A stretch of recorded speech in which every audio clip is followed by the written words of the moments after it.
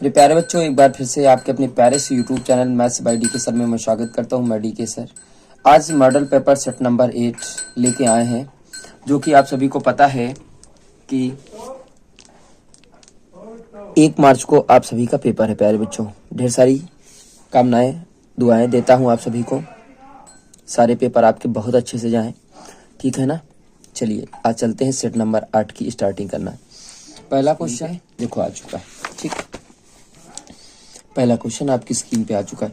कह रहा अभाज्य गुणनखंड विधि द्वारा 10-24 का एलसीएम एचसीएफ ज्ञात करो। 10-24 अभाज्य गुणनखंड विधि, ठीक। तो पहले एलसीएम निकाल लेंगे, फिर एचसीएफ निकालेंगे हम लोग, ठीक है। 10 को काटोगे तो 2 गुणा 5 आता है। 24 को काटोगे 2 गुणित 2 गुणित 2, 8 त्रिक 24 होता है। यही होता है ना, बात समझ में आ गई ना। अब चलो हम लोग क्या करते हैं, सबसे पहले एलसीएम निकालते हैं। तो एलसीएम का फार्मूला क्या होता है कि जो कॉमन हो उसको भी रखो, जो ना कॉमन हो उसको भी रखो, ठीक।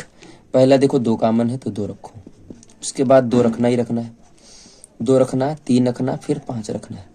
गुणा करो कितना आया, 2 दूनी 4 दूनी 8, 8 त्रिक 24 पंचा 120 आया एलसीएम, ठीक।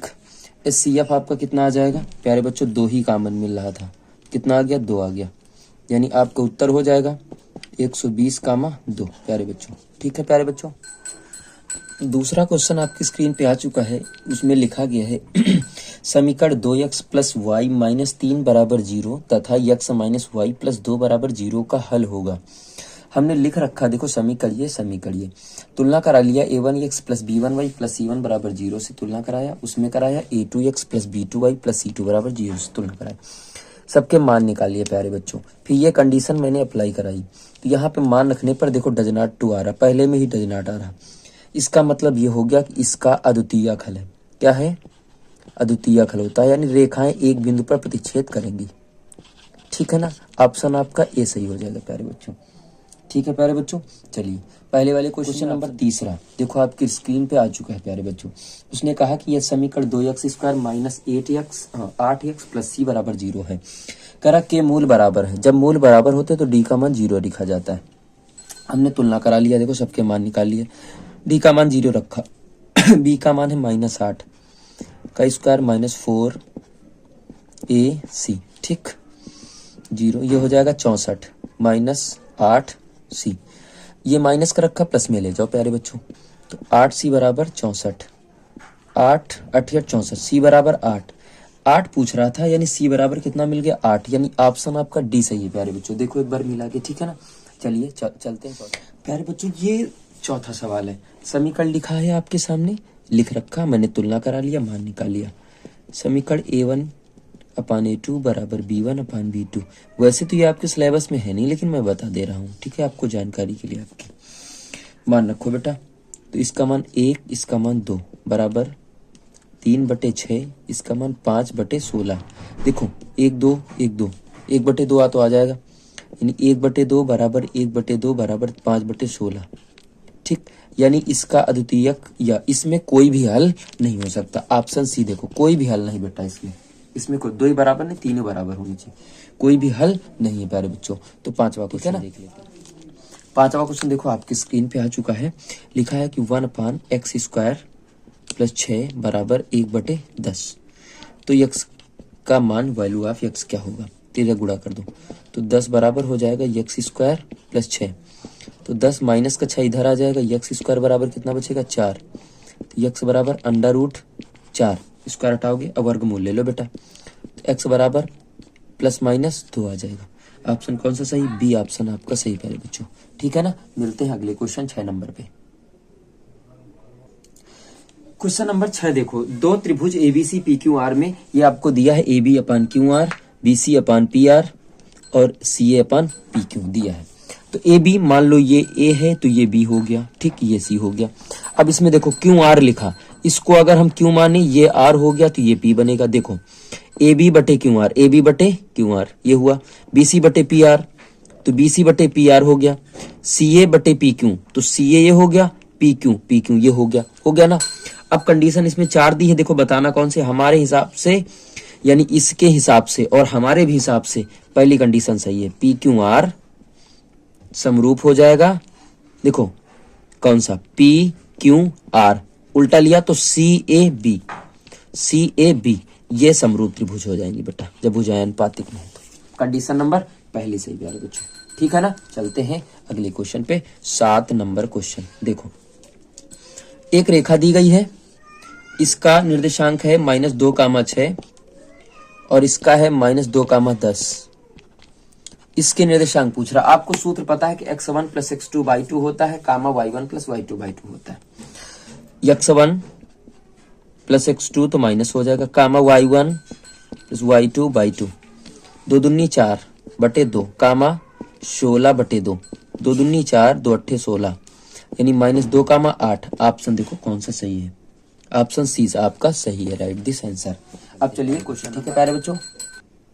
क्वेश्चन नंबर 8, त्रिभुज एबीसी के आधार बीसी के समांतर रेखा पीक्यू, यानी ये वाली इसके समांतर है, ठीक, खींचा गया है पीक्यू अनुपात बीसी। पीक्यू अनुपात बीसी 1:3 है, तो आपको एपी अनुपात बीपी का अनुपात बताना है। अगर हम आपसे बात करें कि दोनों त्रिभुज अगर अलग अलग बनाए, एबीसी और पीक्यू आर, ये दोनों रेखाएं समांतर है, ठीक, समांतर है, तो पहले लिखेंगे पीक्यू अपान पीबी, ये लिखेंगे।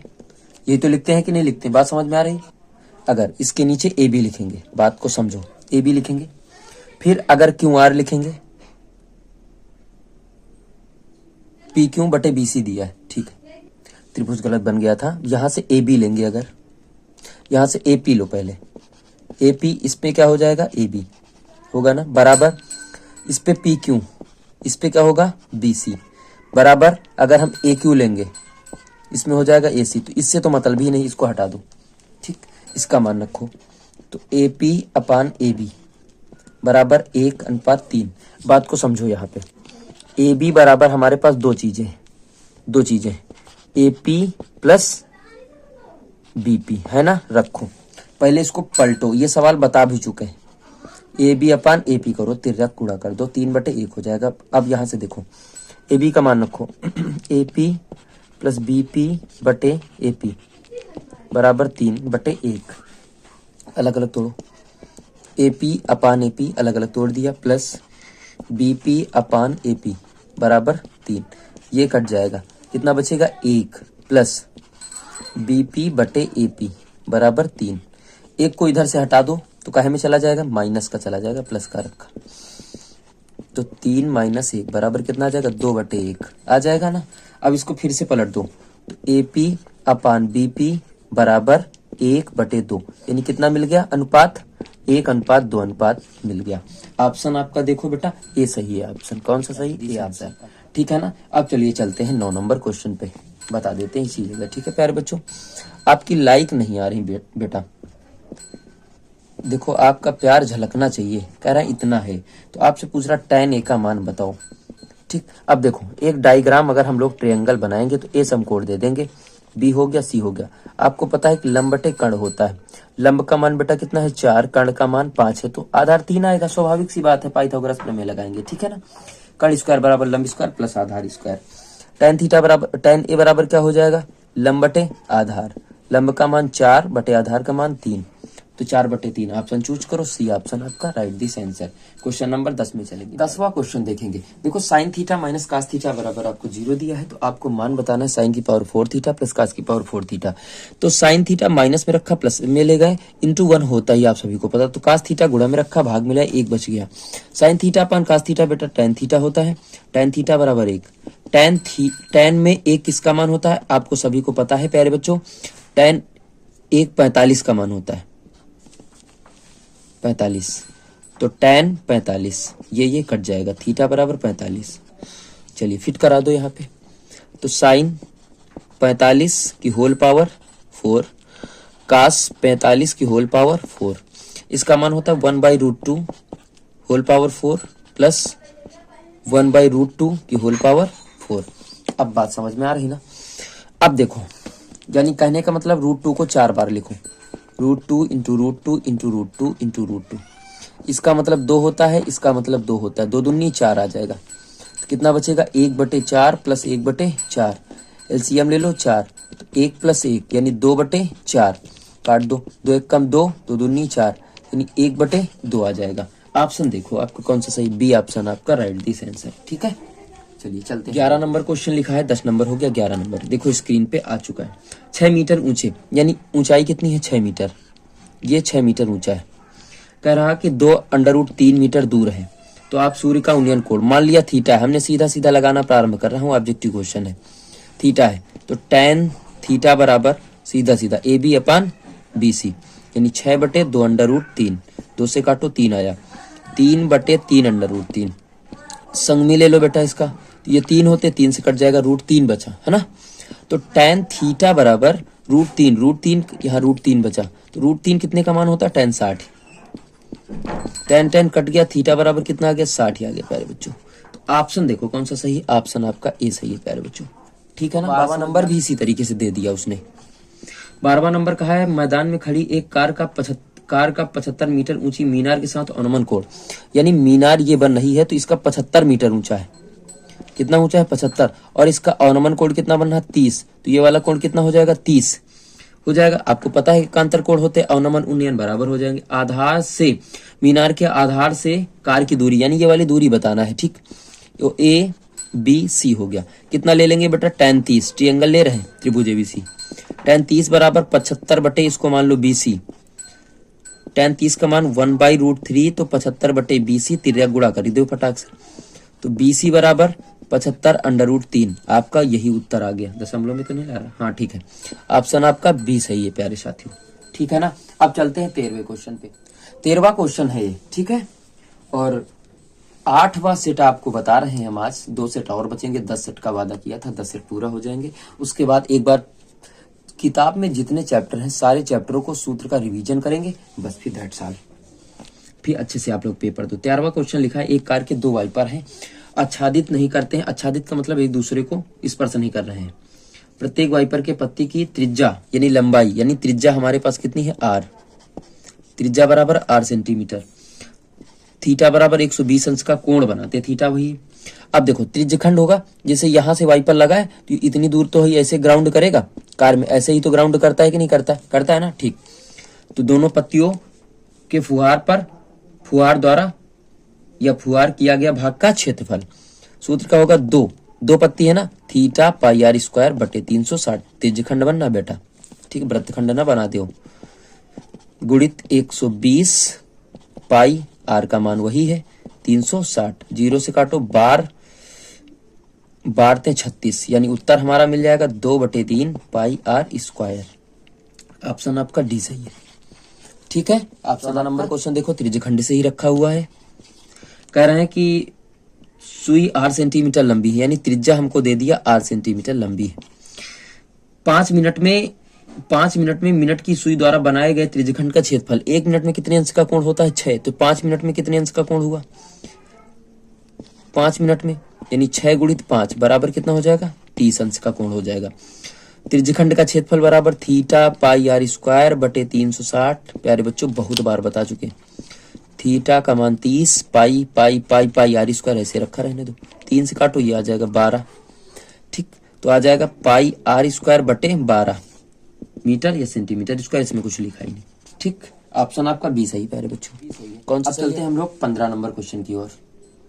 15 नंबर क्वेश्चन लिखा, एक बेलन के आधार का क्षेत्रफल 9 पाई सेंटीमीटर स्क्वायर है, यानी बेलन के आधार का क्षेत्रफल कितना होता है पाई r स्क्वायर, बराबर इसमें दिया है कि 9 पाई है, तो पाई से पाई कट गया, r स्क्वायर बराबर 9 है, स्क्वायर r हटाओ, स्क्वायर हटाओ, तो r बराबर कितना आ गया 3। अब आपसे पूछ क्या रहा है कि बेलन का व्यास बताओ, आधार का व्यास, d बराबर होता है 2r है ना, तो 2 × 3 यानी कितना आ गया 6, d बराबर बेटा 6 सेंटीमीटर, cm आ गया 6। ऑप्शन आपका डी सही है प्यारे बच्चों। ठीक है ना। 16वां नंबर क्वेश्चन देखो आपकी स्क्रीन पे जा पहुंचा है। एक गोले की त्रिज्या 8 सेंटीमीटर है। गोले की त्रिज्या यहाँ लिख लो बेटा, गोले की त्रिज्या बराबर, सब कुछ एकदम प्यारे बच्चों एकदम आराम से, गोले की त्रिज्या r है, बेलन की भी त्रिज्या r है, बेलन की त्रिज्या r है और बेलन की ऊंचाई जो दिया है वो 2r। तो आपसे गोले और बेलन के आयतनों का अनुपात यहां लिखो, गोले का आयतन बटे बेलन का आयतन, बेलन का आयतन। गोले का आयतन कितना होता भैया, 4/3 पाई आर क्यूब, त्रिज्या वही है। इसका कितना होगा, pi r square into H, H का मान 2r, यही तो है ना, बात समझ में आ गई। तो पाई से पाई खत्म, समझना सवाल को। आर इस क्यूब यहां लिखा है और यहां 2, यहां 1 कट गया, बचा कितना 4/3/2। तो जो भिन्न कंप्लीट है, जो नहीं कंप्लीट तो उसके नीचे 1 मानते हैं। तो पहला, चौथा, दूसरा, तीसरा। तो 4/3 गुणा 2 आ जाएगा, ऊपर 1 चला जाएगा, 2 दूनी 4, तो 2/3, यानी हमारे पास अनुपात मिला 2:3। ऑप्शन आपका प्यारे बच्चों ए सही, ए सही है। ठीक, आ गई बात समझ में। चलते हैं अगला क्वेश्चन लेके।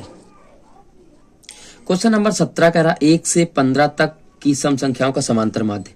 अब 1 से 15, अब यक्स बार का मान निकालना है सम संख्याओं का। तो 2 हो गया, 4, 6, 8, 10, 12, 14। संख्याएं कितनी हो गई, गिन लो जरा। 3, 3, 6, 7। ऊपर ऐड कर लो, कितना हो जाएगा, ठीक है ना, बटे 7 से भाग करवाना है प्यारे बच्चों। टोटल योग 56 आ जाएगा। तो 7 1 कम 7, 7 8 56। एक्स बार का मान कितना आ जाएगा, 8। ऑप्शन आपका बी सही है।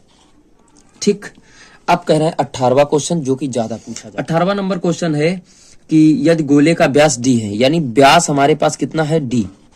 त्रिज्या अगर बात करें तो त्रिज्या हमारी पास आ जाएगी, यानी आर बराबर आ जाएगा d/2।